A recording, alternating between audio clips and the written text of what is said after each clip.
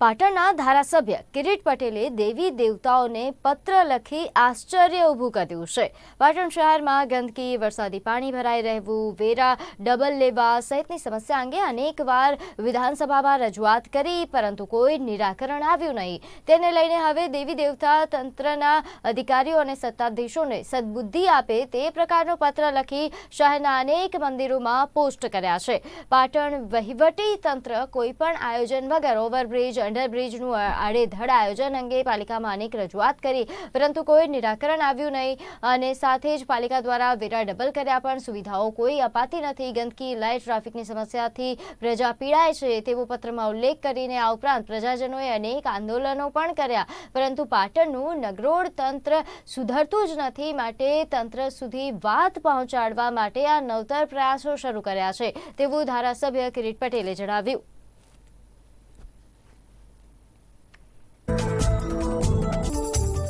આજે મેં પાટણના તમામ નગર દેવી દેવતાઓને એક પત્ર લખ્યો છે। કદાચ લોકોને આશ્ચર્ય થાય કે આવો પત્ર શા માટે, પરંતુ એ પત્રની અંદર જે મેં રજૂઆત કરી છે, જૂના બસ સ્ટેશનનો પ્રશ્ન હોય, પાટણના બ્રિજનો પ્રશ્ન હોય, કોઈપણ પ્રકારના આયોજન વિના રેલવેનું અંડરબ્રિજ બનાવવાનો પ્રશ્ન હોય, સફાઈનો પ્રશ્ન હોય, વારંવાર આ બાબતે મેં રજૂઆત કરી છે।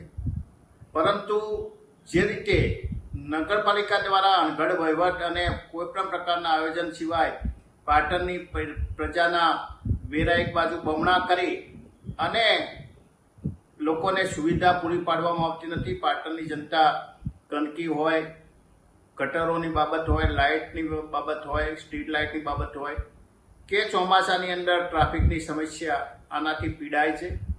એટલા માટે મેં આ બાબતે વારંવાર વિધાનસભાની અંદર, મીડિયાની અંદર પણ રજૂઆત કરી છે। મીડિયાએ પણ વારંવાર ગંભીરતાપૂર્વક આ તમામ મુદ્દાઓને ઉજાગર કર્યા છે। પાટણની જનતાએ, વેપારીઓએ પણ વારંવાર આંદોલનો કર્યા છે, રેલીઓ કરી છે। પાટણની મહિલાઓએ પણ નગરપાલિકાની અંદર જઈ અને માટલા ફોડી અને કાર્યક્રમો આપ્યા છે। ત્યાર આમ છતાં પણ પાટણનું નગરોળ વહીવટીતંત્ર સુધરતું નથી, એટલે એમના કાને અવાજ પહોંચે એટલા માટે મેં આ એક નવતર પ્રયોગ કરી અને નગરપાલિકાને જાગૃત કરવાનો પ્રયાસ કર્યો છે। સૂર્યપુત્રી તરીકે